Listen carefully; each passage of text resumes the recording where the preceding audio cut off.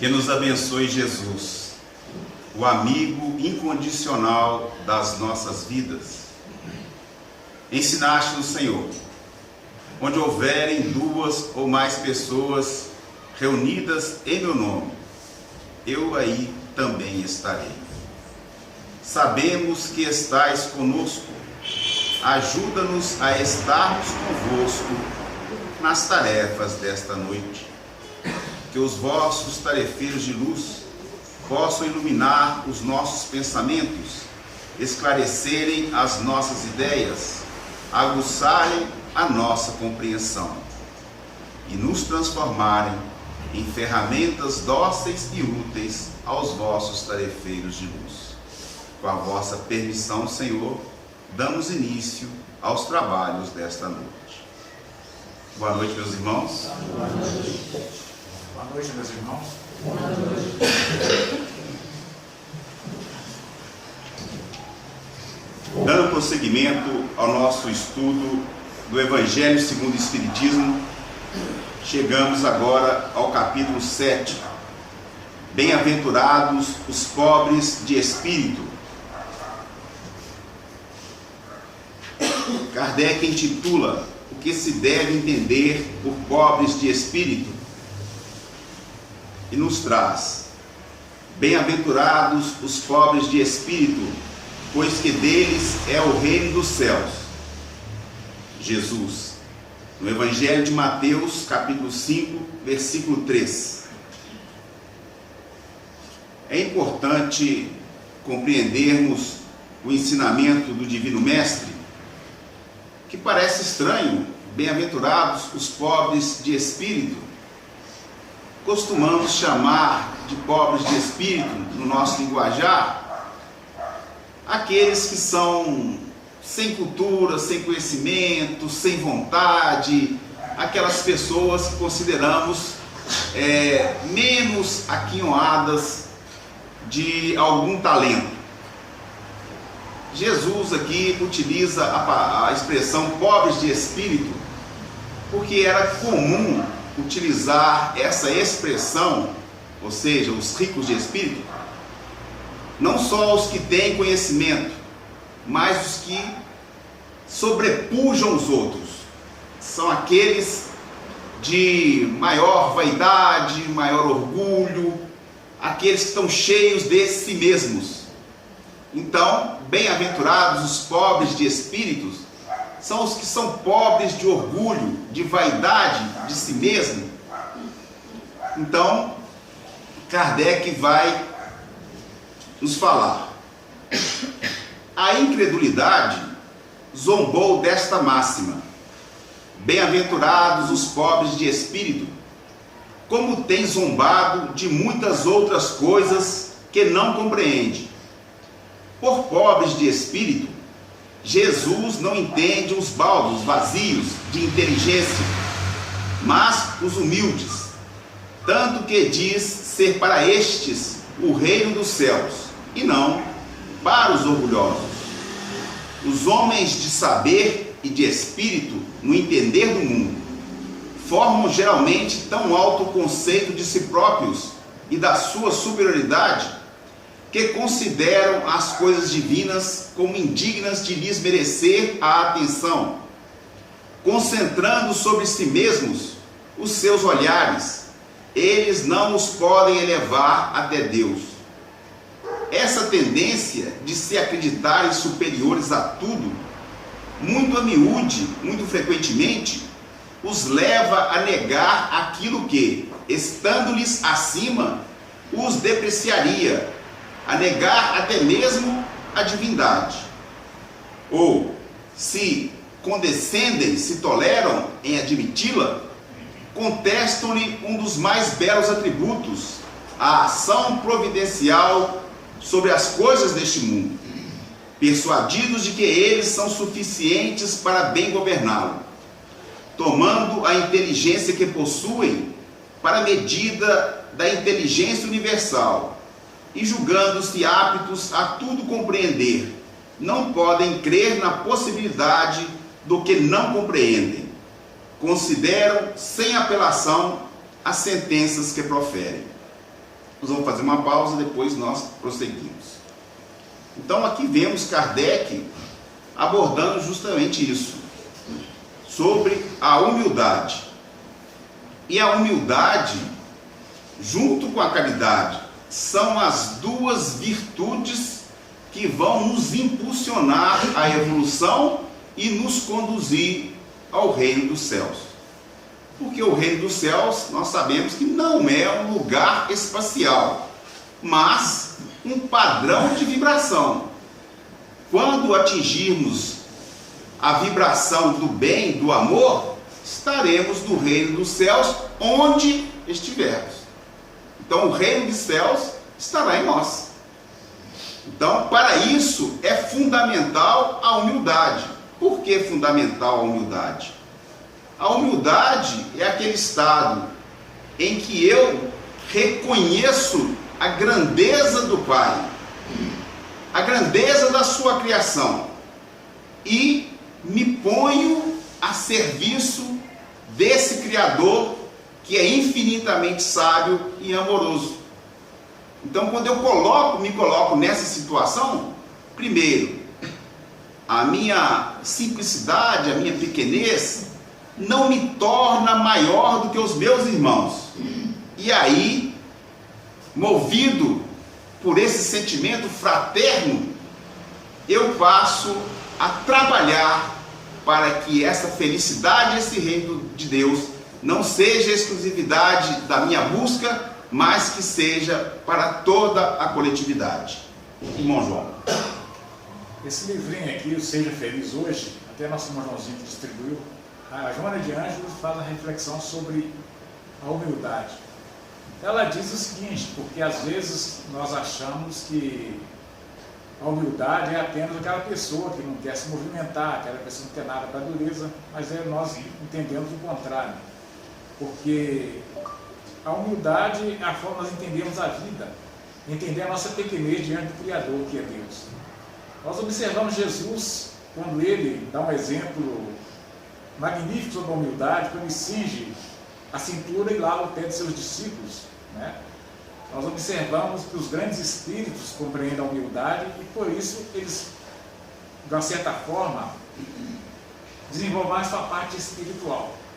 E esse livro diz o seguinte: se o homem compreendesse a grandeza cósmica, a presença de Deus, ele desconheceria que nós somos muito pequenos em relação às coisas que nos cercam. Por exemplo, uma picada de um simples inseto nos tira a vida, é a dengue, e com a pessoa de repente a pessoa perde a vida, e outras coisas a mais. Então ele diz ainda, e ela diz ainda o seguinte: quando nós entendermos o que é realmente a humildade, nós passamos a não alimentar a mosca azul da vaidade em nós, porque às vezes nós temos aquela vaidade e a vaidade nos atrapalha no nosso crescimento espiritual. E o livro do Chico, Alvorada Cristã, ele conta um caso interessantíssimo, que duas senhoras penetraram uma casa. E nessa casa, quando eles abriram, foram até a cozinha, existia uma mosca voando, uma mosca azul voando dentro da cozinha, e uma abelha com as patas todas sujas de cera, em decorrência do trabalho que ela faz, a abelha. Então, quando olharam para a mosca, ela toda vistosa, eles valorizaram mais a mosca do que a abelha, e passaram, então expulsaram a abelha da cozinha. E a mosca rodando, o pessoal aplaudindo, de repente a mosca vem e pousa algumas orelhas na cabeça da criança. Então, às vezes nós vemos o seguinte: nós valorizamos muito a parte externa, esquecendo o interior de cada um. Enquanto nós não entendemos que a palavra de Jesus, aprenda comigo, sou manso e humilde de coração, nós vamos entender realmente o que é a humildade. Emmanuel nos fala que quando Jesus ia iniciar o Sermão do Monte, vendo a turba, ele sorri. E sorria de felicidade, pois sabia que naquela turba estavam com os corações preparados, o espírito preparado para receberem a semente do Evangelho. Porque seriam eles que fariam com que a semente do Evangelho crescesse em suas almas e frutificasse, sendo exemplo. E é por isso que Jesus inicia as bem-aventuranças falando: bem-aventurados os pobres de espírito, bem-aventurados os humildes. Só com a humildade é que preparamos o campo da nossa alma para que a semente do Evangelho floresça. E é assim que, voltando agora, lembramos um grande servidor de Jesus.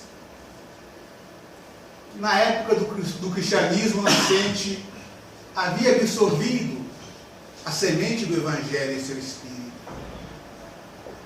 E se encontrava agora na cidade de Sacramento, no Triângulo Mineiro, reencarnado com o nome de Eurípides Bazarino. E até então, a doutrina espírita vinha chamá-lo. E ele, um pouco relutante, e cada vez mais adentrava o chamado para ele. Um dia, o seu tio Mariano lhe oferece a obra de Leon Denis, e ele devora a obra. E mesmo assim, balançado, ele ainda não queria aceitar. E é então que, a convite de Mariano, ele resolve ir no certo dia na casa espírita que havia na fazenda Santa Maria. O interessante é que nesse dia ele chega e só havia 2 lugares vazios, um para ele e o outro que o acompanhava. Começada a reunião, vem o espírito de Bezerra de Menezes e fala: bem-vindo, Eurípides. Como tens demorado? Estamos há tempo te esperando. O trabalho não pode parar. E Eurípides sente aquele chamado, mas relutante ainda, ele pensa: só vou crer nos postulados da doutrina espírita se o espírito de João Evangelista manifestar nessa reunião por aquele médium, o médium que ele sabia que era analfabeto, que não sabia fazer um ó. E eu crerei. E não é que João Evangelista veio?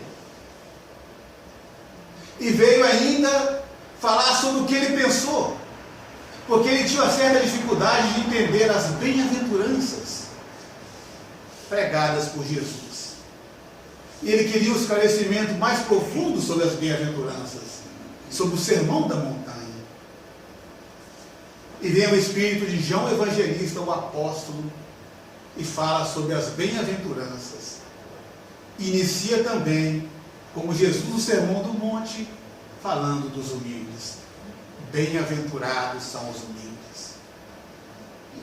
E o médium por qual falava o apóstolo João Evangelista, analfabeto, pessoa simples, como a maioria de todos aqueles que estavam na casa espírita da fazenda Santa Maria, pessoas humildes, simples, praticamente quase todos analfabetos,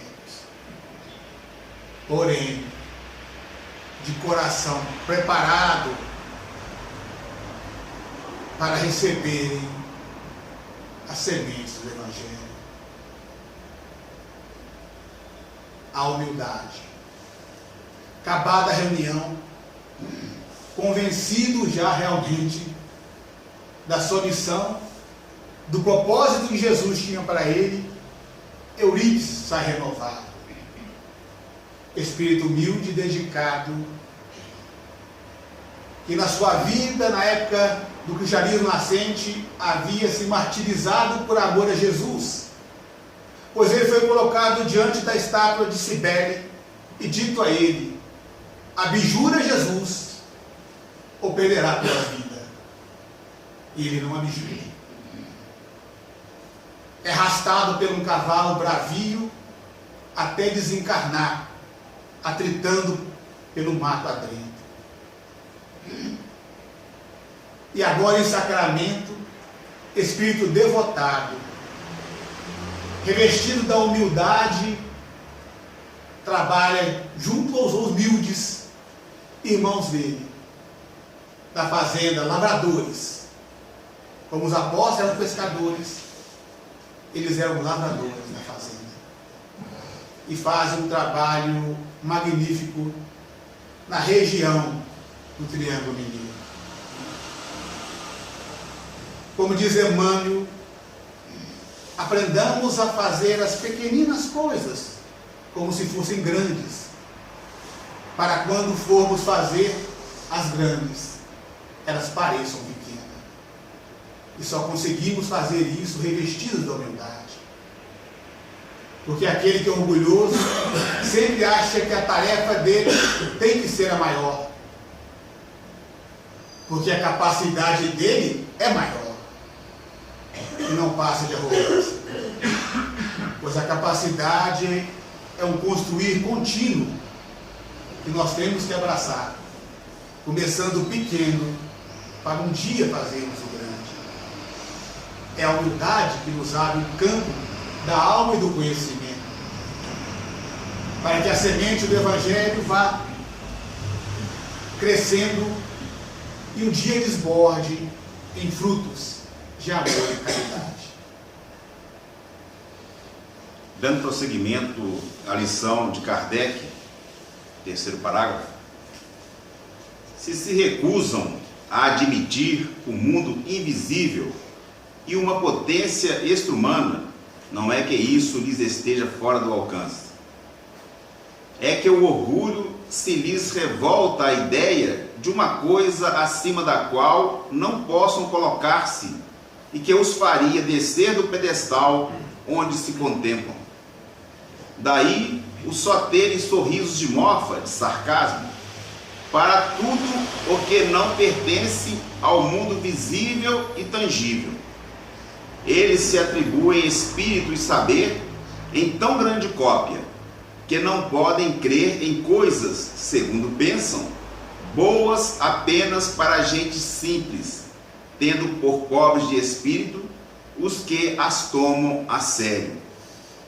Entretanto, digam o que disserem, forçoso lhes será entrar como os outros nesse mundo invisível de que escarnecem.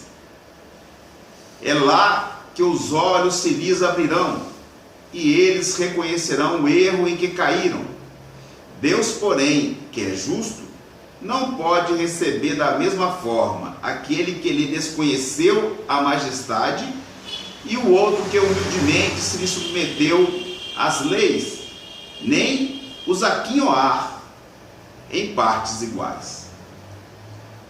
Então aqui Kardec desenvolve a ideia da humildade diferente do que nós geralmente usamos aqui dos pobres de espírito.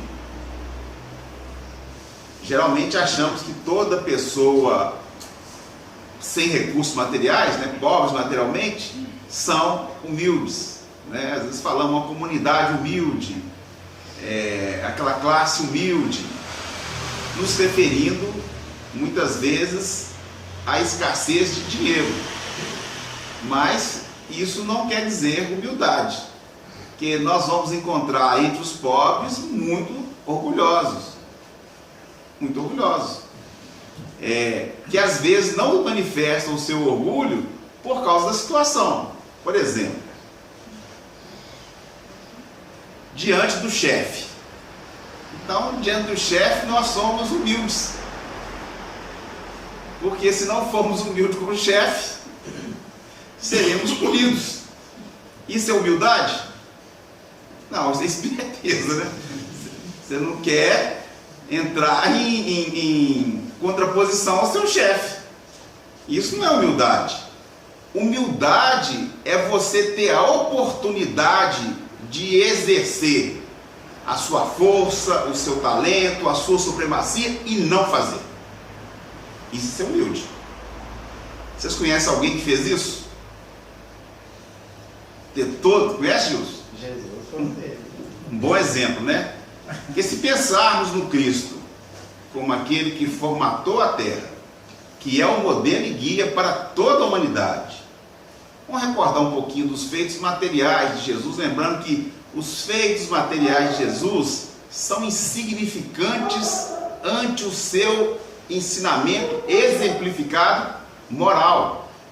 Então, aquele Jesus que multiplicou pães e peixes, aquele Jesus que acalmou a tempestade, andou sobre as águas, curou leprosos, cegos, paralíticos, expulsou demônios, ressuscitou Lázaro, ele tem algum poder? Será que ele tem algum poder? Então, com todo esse poder, os apóstolos, quando viram Jesus ser preso, tinham a certeza que ali ia começar a revolução para o reino dos céus. Agora, Jesus vai mostrar todo o seu poder, vai derrotar aquele exército que o estava prendendo, todo o Império Romano, que agora, que eles prenderam, agora eles vão conhecer. E Jesus, tendo todo o poder, não reage. Ninguém recebeu sequer um xingamento do Divino Mestre. Ele deixou-se ser preso, deixou-se ser esbofeteado, chicoteado, colocamos sobre a sua cabeça uma coroa de espinhos, o colocamos na cruz, que é um tipo de morte que, mais do que tirar a vida, era rebaixar quem era crucificado. Era a pior morte que alguém poderia ser condenado. Significava: você não presta, você é indigno. É isso que significava a crucificação. Então, ele não reage. E sequer reclama ou queixa. Quer dizer, quantas vezes a gente dá uma topada do dedão no pé da mesa, uma topadinha. Quem é aqui que não queixa? Se já não fala um palavrão, já está bom. Já está bom. Já pode se considerar bastante diferente. Eu lembro, recordo que a minha mãe nos obrigava, né, quando era pequeno, quando acontecia, falar assim: Jesus, alivia Jesus, alivia Jesus. Não era bem o que a gente queria falar, não, mas foi importante o ensinamento, que é para poder aprender a não queixar. Isso é humildade. Humildade é uma virtude ativa que nós vamos impor a nós mesmos ante a vontade do Criador. Meu Pai, eu me submeto à sua vontade, porque sei que a vossa sabedoria e o vosso amor estão traçando o melhor caminho para mim, como um ser imortal. Isso é humildade. Então, mas que nós temos que começar. Nós precisamos começar. Bom, João. Você fala em chefia, o Divaldo Franco estava proferindo a palestra chamada Vida, Desafio e Soluções.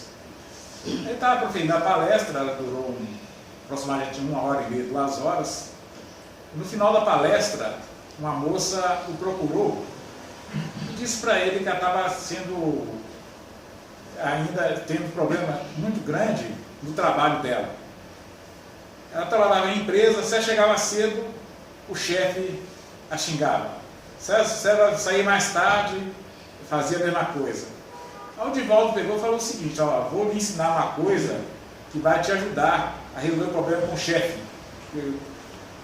Aí falou para ela o seguinte: você põe experiência que eu vou lhe dizer. Automaticamente a Joana de Anjos estaria orientando nesse sentido, que é a mentora dele.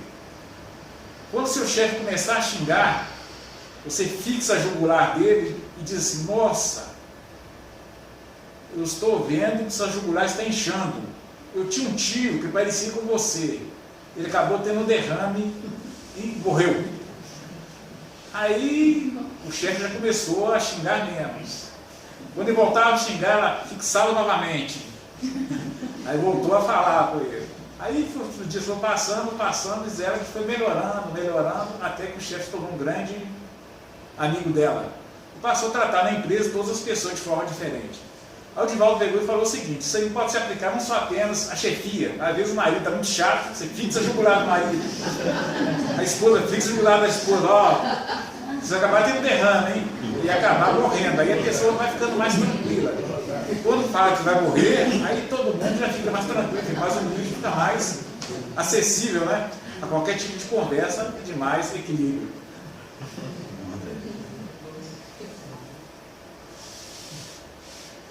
Dos vultos do espiritismo nascente em Minas Gerais, teve um grande espírita daqui de Belo Horizonte,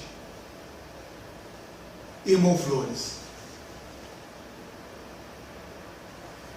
Dotado de um coração amoroso, ele participava da campanha do Quilo.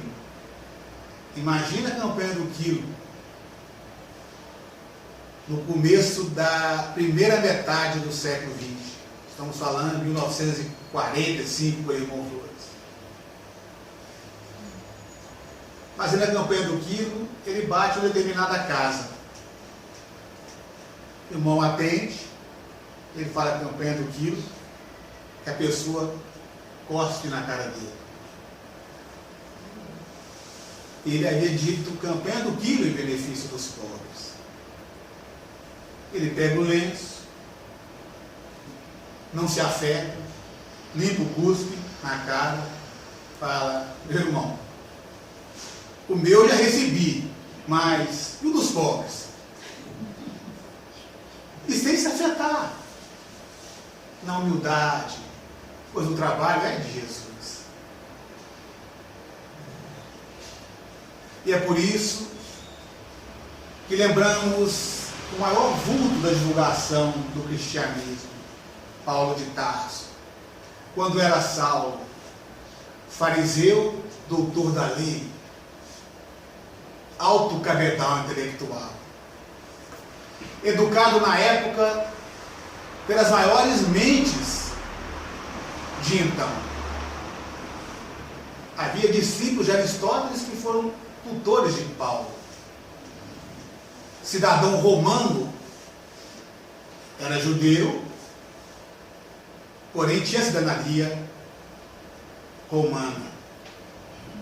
Falava o grego, vários idiomas.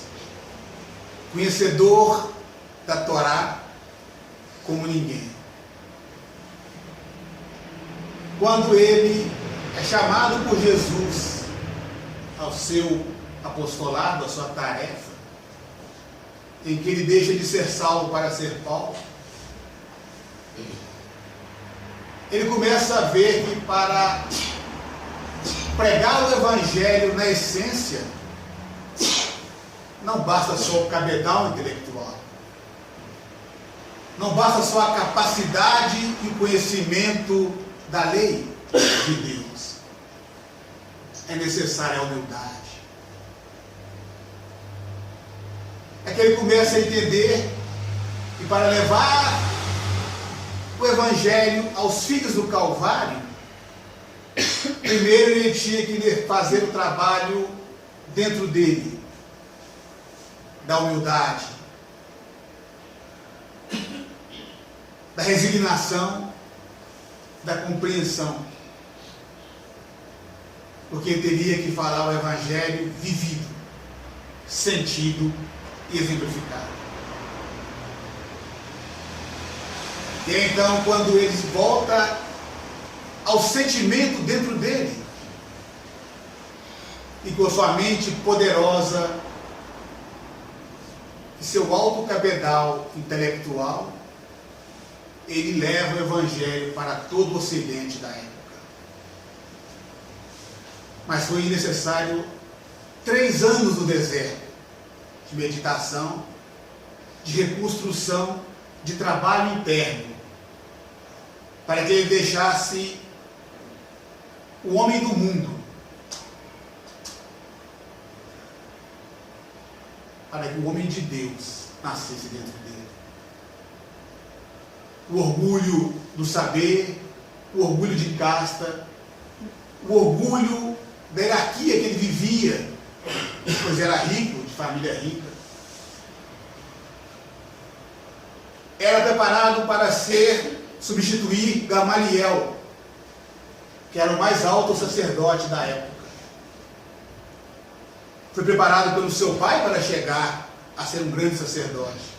Foi preparado pelos maiores sacerdotes da época para assumir como sumo sacerdote o Sinédrio. E foi ser tecelão, trabalhando, tecendo como profissão e levando o evangelho a todo o Ocidente. Só pôde fazê-lo porque se revestiu-se da humildade, pois ele escutou no Sermão do Monte Jesus dizendo: bem-aventurados os pobres de espírito. E é por isso que Paulo, de sacerdote, preparado para ser sumo sacerdote do Sinédrio, se torna tecelão e leva o evangelho por toda parte. O último parágrafo, dizendo que o reino dos céus é dos simples, quis Jesus significar que a ninguém é concedida entrada nesse reino sem a simplicidade de coração e humildade de espírito. Que o ignorante possuidor dessas qualidades será preferido ao sábio que mais crê em si do que em Deus. Em todas as circunstâncias, Jesus põe a humildade na categoria das virtudes que aproximam de Deus e o orgulho entre os vícios que dele afastam a criatura. E isso por uma razão muito natural. Há de ser a humildade um ato de submissão a Deus, ao passo que o orgulho é a revolta contra ele. Mas vale, pois, que o homem, para a felicidade do seu futuro, seja pobre em espírito, conforme o entende o mundo, e rico em qualidades morais. Não há humilde que não seja verdadeiramente humilde, que não seja resignado. E não há orgulhoso e vaidoso que não seja revoltado. Porque quando muito orgulhosos, nós, e a vida não atende ao nosso paladar em todas as circunstâncias, toda vez que não atender, vamos nos revoltar. Já o humilde, em qualquer situação, o André falou do Paulo de Tarso aqui, lembrando que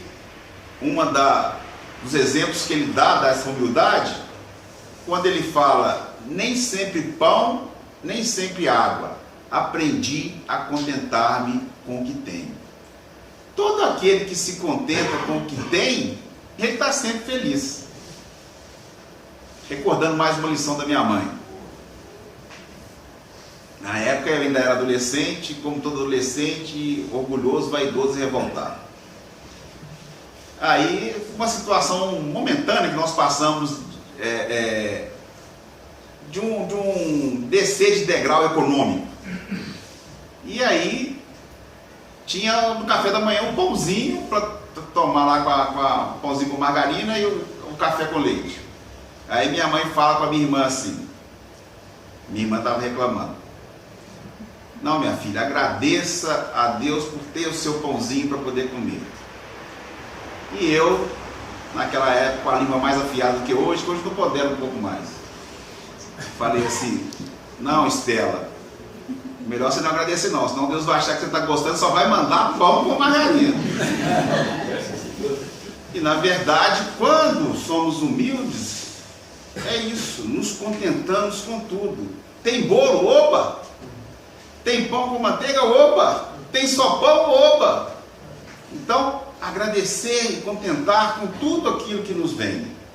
Então, se formos humildes, seremos felizes, porque estaremos de conformidade com a vontade do Pai, que sempre quer o melhor para nós.